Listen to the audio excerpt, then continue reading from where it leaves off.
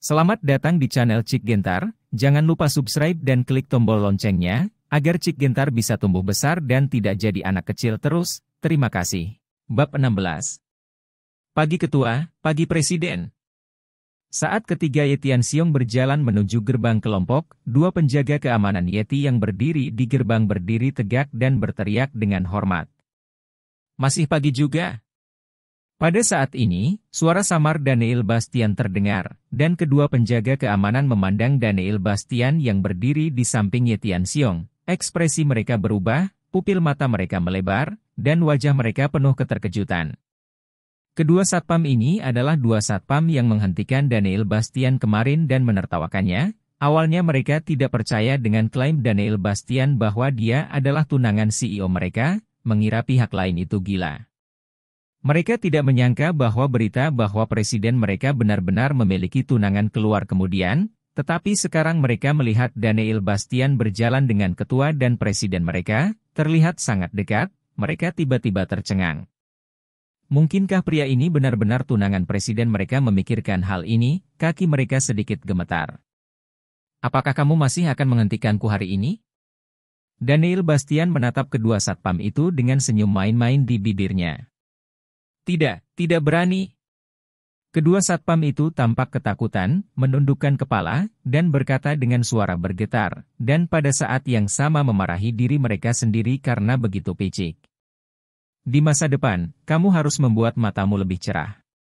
Daniel Bastian menepuk bahu salah satu penjaga keamanan, dengan sikap mengajar, tetapi dalam suasana hati yang sangat bahagia. Saat mereka bertiga masuk ke grup, karyawan Yeti di sepanjang jalan memanggil ketua dan presiden satu demi satu, dan mata mereka mulai fokus pada Daniel Bastian yang berada di sebelah kedua orang ini, menebak identitas orang tersebut. Pihak lain di hati mereka, beberapa orang menduga bahwa Daniel Bastian adalah tunangan CEO mereka. Perusahaan Yeti, di ruang konferensi kemarin, semua pemegang saham, direktur, dan kepala berbagai departemen penting perusahaan Yeti berkumpul di sini. Segera Ye Tianxiong, Rizka Yeti, dan Daniel Bastian masuk. Semua orang yang hadir melihat Ye Tianxiong yang sehat dengan ekspresi kaget di mata mereka.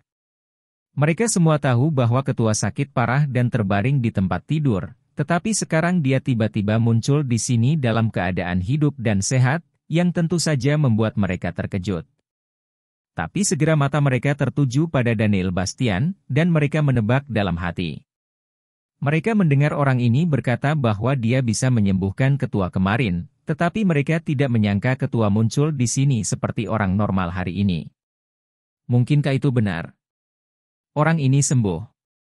Di antara mereka, tiga pemegang saham, Hu Mingrui, Nie Tianming dan Jiang Chundong, adalah yang paling terkejut melihat Ye Tianxiong muncul. Ekspresi mereka bertiga berubah lagi dan lagi, terlihat sedikit jelek dan cemas. Ketua. Saat Ye Tianxiong berjalan ke meja konferensi, semua orang berteriak. Hai semuanya, sepertinya kamu telah merawat Yeti dengan baik selama masa sakitku, kata Ye Tianxiong sambil tersenyum. Saya tidak menyangka penyakit ketua sembuh begitu cepat. Ini benar-benar memuaskan. Hu Mingrui berkata dengan senyum di wajahnya. Saya pikir Anda tidak ingin ketua sembuh begitu cepat. Daniel Bastian di samping melengkungkan bibirnya dan bersenandung. Omong kosong apa yang kamu bicarakan? Wajah Hu Mingrui menjadi gelap, dan dia menatap Daniel Bastian dengan marah. Rizka Yeti menatap Daniel Bastian, jangan bicara omong kosong. Hehe, tidak apa-apa. Ye Tianxiong melambaikan tangannya dan berkata, melihat semua orang yang hadir, kudengar seseorang ingin memaksa Rizka Yeti menyerahkan posisi presiden kemarin. Saya tidak tahu apa yang terjadi di sini. Mendengar kata-kata Ye Tianxiong, ekspresi Hu Mingrui, mereka bertiga, dan Song Ming Yeti yang duduk di sampingnya semuanya berubah, dan mata mereka berkedip. Ketua, masalah ini, Hu Mingrui berbicara dengan cepat, tetapi disela oleh Ye Tianxiong. Semuanya, saya secara pribadi menunjuk Rizka Yeti sebagai presiden, dan saya sangat percaya pada kemampuannya. Saya pikir semua orang tahu bahwa keluarga Yeti telah tumbuh beberapa kali di bawah kepemimpinan Rizka Yeti dalam beberapa tahun terakhir, dan telah menjadi salah satu dari banyak pemimpin di kota Tianhai. Yang terbaik di grup, saya harap semua orang akan mendukung pekerjaan Rizka Yeti dengan sepenuh hati di masa depan. Seperti yang dikatakan Ye Tianxiong, dia melirik semua orang yang hadir, saya tidak ingin apa yang terjadi kemarin terjadi lagi. Pada saat yang sama, saya mengumumkan bahwa saya akan mentransfer semua 30% saham perusahaan Yeti atas nama saya ke Rizka Yeti, dan secara resmi mentransfer perusahaan Yeti ke Rizka Yeti. Rizka Yeti akan bertanggung jawab penuh. Desir. Kata-kata Ye Tianxiong membuat semua orang di ruang konferensi terkejut. Ekspresi Dong Mingrui dan yang lainnya menjadi gelap, dan ekspresi Song Ming Yeti semakin berubah. Dia tidak bisa tidak bertanya, "Ayah, apa ini?" "Kakek, mari kita bahas masalah ini dalam jangka panjang." Rizka Yeti juga menunjukkan ekspresi terkejut di wajahnya, jelas dia tidak tahu bahwa Ye Tianxiong akan melakukan ini. "Oke, tidak perlu dikatakan lagi, ini adalah keputusanku dan aku tidak akan mengubahnya," kata Ye Tianxiong dengan sungguh-sungguh. Mulai hari ini dan seterusnya, Rizka Yeti adalah pemegang saham terbesar keluarga Yeti dan pembuat keputusan tertinggi keluarga Yeti. Ye Tianxiong berkata dengan nyaring, lalu melirik Daniel Bastian di samping dan berkata, "Ada satu hal lagi yang saya inginkan untuk mengumumkan, pemuda yang berdiri di sebelah saya adalah Daniel Bastian, dia adalah tunangan cucu perempuan saya Rizka Yeti, dan dia juga akan menjadi anggota keluarga Yeti." Begitu Ye Tianxiong selesai berbicara, mata semua orang tertuju pada Daniel Bastian lagi, dan mereka terkejut tidak, orang ini benar-benar tunangan CEO mereka. Qiu Yuing, yang duduk di sebelahnya, mengenakan pakaian profesional, dan menatap Daniel Bastian dengan mata kagum, tetapi dia tidak menyangka bahwa yang terakhir menatapnya dengan senyum di wajahnya. Tiba-tiba, wajah Qiu Yuing berubah sedikit, dan dia dengan cepat memalingkan muka. "Daniel Bastian, posisi seperti apa yang kamu ingin aku atur untukmu?" Ye Tianxiong memandang Daniel Bastian. Daniel Bastian berkata dengan acuh tak acuh, "Saya tidak tahu bagaimana melakukan sesuatu, cari saja karyawan kecil untuk membiarkan saya melakukannya." "Ngomong-ngomong, dari departemen mana kecantikan itu?" kata Daniel Bastian dan menatap Qiu Yuing. Rizka Yeti berkata dengan suara yang dalam, "Dia adalah Qiu Yuing, manajer departemen penjualan." "Apakah Anda ingin pergi ke departemen penjualan?" "Ya, saya akan bekerja di departemen penjualan," kata Daniel Bastian langsung. "Baiklah kalau begitu, manajer Qiu, kamu bertugas mengatur pekerjaan Daniel Bastian." Ye Tianxiong menatap Qiu Yuing dan berkata, "Ya, ketua." Qiu Yuing dengan cepat berdiri dan mengangguk. Di akhir pertemuan, Daniel Bastian dipanggil ke kantornya oleh Rizka Yeti. "Kamu ingin pergi ke departemen penjualan? Apakah kamu punya rencana untuk Yuing?" Rizka Yeti menatap Daniel Bastian dalam-dalam. "Bagaimana mungkin? Kamu adalah tunanganku, beraninya aku berkomplot melawan bawahanmu di depanmu?" Daniel Bastian tersenyum. Rizka Yeti menatap Daniel Bastian dalam-dalam, "Lebih baik menjadi seperti ini, jika tidak, bahkan jika kakek membiarkanmu masuk ke perusahaan, aku akan menendangmu keluar, dan kamu adalah karyawan biasa di perusahaan, bukan milikku. Tunangan, Anda hanya bisa memanggil saya presiden di perusahaan." Bab 17. Apakah itu berarti aku bisa memanggilmu istri ketika aku pulang? Tidak, kamu hanya tunanganku dalam nama. Aku tidak akan mengakui hubunganmu denganku, dan kamu tidak berharap untuk memiliki hubungan yang lebih dekat denganku, ini tidak akan pernah mungkin. Kata Rizka Yeti dengan suara dingin. Kemudian Rizka Yeti menekan telepon dan berkata, "Suyan, masuk." Beberapa detik kemudian, pintu kantor dibuka, dan Suyan, yang mengenakan kemeja putih, rok hitam, dan sepatu hak tinggi hitam, masuk, menatap Presiden dan berkata, "Presiden, kamu datang kepadaku.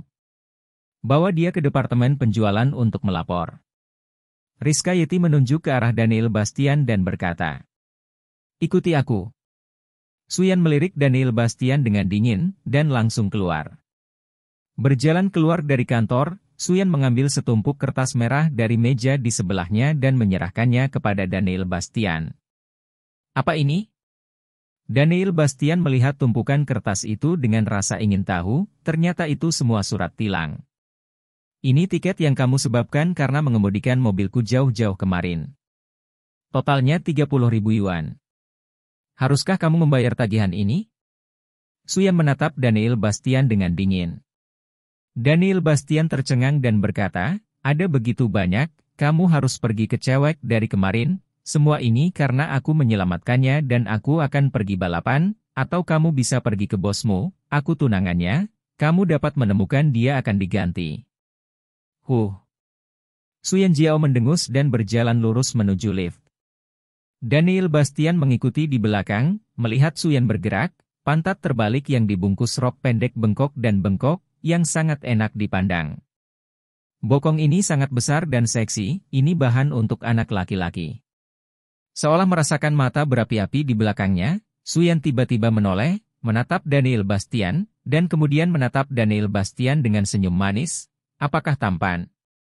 Tampan, besar, bulat, terbalik, pantat yang luar biasa, kata Daniel Bastian dengan penuh penghargaan. Tiba-tiba, Suyan mengepalkan tinjunya erat-erat, wajahnya yang cantik langsung berubah menjadi amarah yang dingin, dan dia menatap Daniel Bastian dengan garang di matanya, jika kamu bajingan seperti itu lagi, percaya atau tidak, aku akan memberitahu presiden. Bukankah kamu menyuruhku mengatakan itu? Kenapa kamu bilang aku hooligan lagi? Hei, aku benar-benar tidak mengerti pikiran wanita. Daniel Bastian menggelengkan kepalanya dan berjalan ke lift. Bajingan sialan. Suyan mengertakkan gigi karena benci, dan mengikuti ke lift. Segera lift mencapai lantai 25, di mana departemen penjualan berada.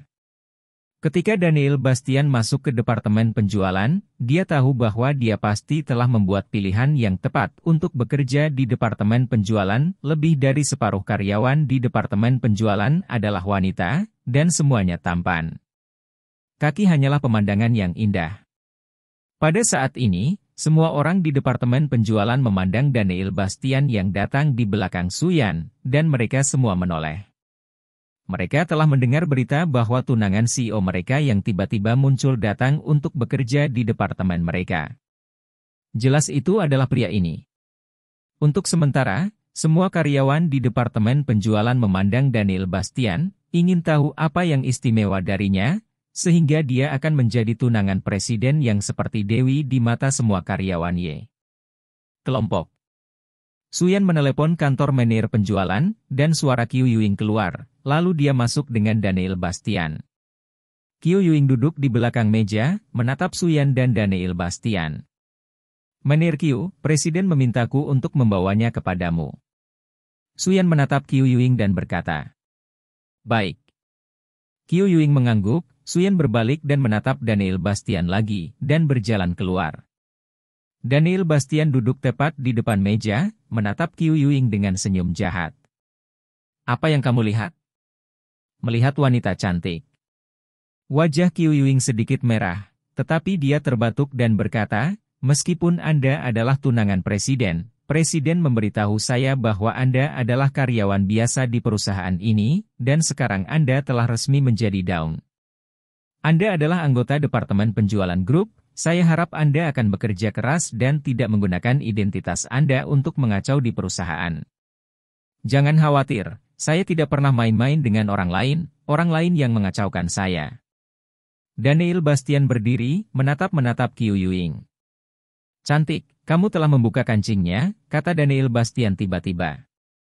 Qiu Yuing tiba-tiba menundukkan kepalanya, melihat kancing bajunya yang telah dibuka kancingnya di beberapa titik, memperlihatkan pemandangan seputih salju yang luas, dan bahkan ujung tudungnya bisa terlihat. Tiba-tiba Qiu Yuing tersipu, berbalik dan mengencangkan tombol, lalu menelepon. Hong Mei, masuk. Segera seorang wanita masuk. Dia adalah seorang wanita yang penuh dengan udara dewasa, dengan alis hitam dan ramping, pupil hitam jernih dan cerah, hidung kiong halus dan lurus, kemerahan dan halus. Bibir ceri yang cantik, sebening kristal daun telinga, dan fitur wajah yang rapi dan halus semuanya bertatahkan wajah oval yang sempurna. Seorang wanita muda dewasa yang cantik dan lembut. Kegenitan yang rok perak ketat dengan pinggul dan leher V, memperlihatkan jurang yang dalam, yang membuat orang merasa seperti terkubur jauh di dalamnya. Dengan sosok yang bangga, ditambah sepasang kaki ramping dan putih dalam sutra hitam, dan kepala rambut keriting merah anggur dan bibir merah seksi, memancarkan kedewasaan yang tak ada habisnya, bahkan Daniel Bastian tidak bisa menahan pandangannya lagi. Hong Mei, ini Daniel Bastian, karyawan baru dari Departemen Penjualan. Bawa dia ke kantornya, dan bawa dia untuk memahami kebutuhan pekerjaan sehari-hari. Qiu Yuing menatap wanita di depannya dan berkata, "Dimengerti, Meneer." Wanita itu mengangguk dengan senyum centil, menggoda Daniel Bastian dengan matanya yang menawan, dan berkata, "Pria tampan, ikut aku." Ada begitu banyak wanita cantik di perusahaan Yeti, Daniel Bastian diam-diam mendecakkan lidahnya. Dia datang ke perusahaan Yeti selama 2 hari, dan melihat 4 atau 5 wanita cantik berkualitas tinggi ini. Semuanya memiliki sosok setan, wajah peri, dan ada berbagai macam gaya, tempat berkumpulnya para wanita cantik. "Pria tampan, kudengar kamu adalah tunangan presiden kita. Katakan padaku bagaimana kamu berhubungan dengan presiden kita yang glamor dan tidak wajar." Hong Mei memandang Daniel Bastian dengan senyum menawan, dan tidak bisa menahan diri untuk mendekatinya. Dengan tinggi badan Daniel Bastian, dia dapat dengan jelas melihat garis karir yang dalam, yang sama sekali tidak berdasar. Wanita, tidak peduli betapa tidak duniawinya mereka, bagaimanapun juga mereka masih memiliki kebutuhan, dan kebetulan aku adalah pria yang dapat memenuhi kebutuhan wanita manapun, jadi aku menjadi tunangan CEO Anda, kata Danei dengan fasih. "Oh, begitu, bisakah kamu memuaskan kebutuhan wanita manapun?" Hong Mei menjulurkan lidahnya dan menjilatnya dengan fleksibel. Tatapan itu, gerakan itu, segera memberi Daniel Bastian dorongan yang tak tertahankan. Wanita ini terlalu tergoda. Bab 18. Hong Mei berbicara dengan matanya yang panjang dan sipit dan melirik ke bawah Daniel Bastian, seolah menunjuk sesuatu. "Jika seorang wanita cantik membutuhkannya, aku pasti bisa memuaskanmu." Daniel Bastian melihat penampilan Hong Mei, dan segera berkata dengan percaya diri. Meskipun wanita seperti itu mungkin memiliki kebutuhan yang lebih besar, siapa yang dapat mengatakan bahwa senjata emas tidak dapat gagal? Wanita bisa memenangkannya. "Hehehe, apakah kamu tidak takut presiden akan marah?" Hong Mei menutup mulutnya dan tersenyum genit, tempat kebanggaan di dadanya tiba-tiba bergetar, seolah hendak melompat keluar. "Saya melayani kesehatan fisik dan mental wanita, dan presiden Anda tidak akan marah."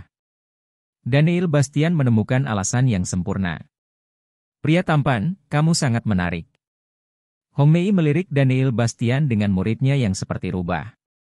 Saat ini, mereka berdua sudah tiba di sebuah kursi, dan Hong Mei menunjuk ke kursi ini dan berkata kepada Daniel Bastian, "Pria tampan, ini posisimu.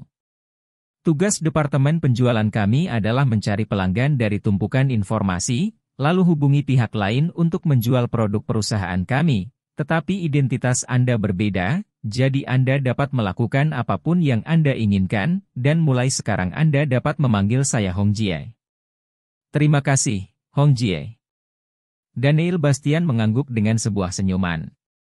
"Ngomong-ngomong, izinkan saya memperkenalkan kepada Anda, ini adalah salah satu wanita cantik terbaik di Departemen Penjualan kami, namanya Fang Siki, dan Siki juga primadona sekolah Universitas Tianhai kami." Hong Mei menunjuk ke wanita berpakaian sederhana di sebelahnya kepada Daniel Bastian, kata wanita muda dan cantik yang penuh kepolosan. Wanita muda itu tidak memakai riasan apapun di wajahnya, tetapi kulitnya tanpa cacat. Dia mengenakan setelan profesional, dan pakaiannya sangat sederhana. Dia memiliki wajah yang murni, yang sangat menyenangkan. Mendengarkan perkenalan Hong Mei, Fang Siki sedikit tersipu, dan berkata dengan malu-malu, "Saudari Hong, kamu mengolok-olokku lagi." "Halo, saya Daniel Bastian, dan mulai sekarang kita akan menjadi rekan kerja, kita perlu berkomunikasi." Oh. Daniel Bastian memandangi kecantikan yang begitu murni dan tersenyum, berpikir apakah pekerjaan ini benar-benar bagus atau tidak. Tapi memikirkan nama cantik ini, mata Daniel Bastian memancarkan pandangan aneh. "Halo, nama saya Fang Siki." Fang Siki memandang Daniel Bastian dengan sedikit gugup dan malu-malu, jelas dia juga tahu bahwa orang yang duduk di depannya adalah tunangan CEO yang sangat dia hormati, dia tampak sedikit tertahan. Siki, jangan takut.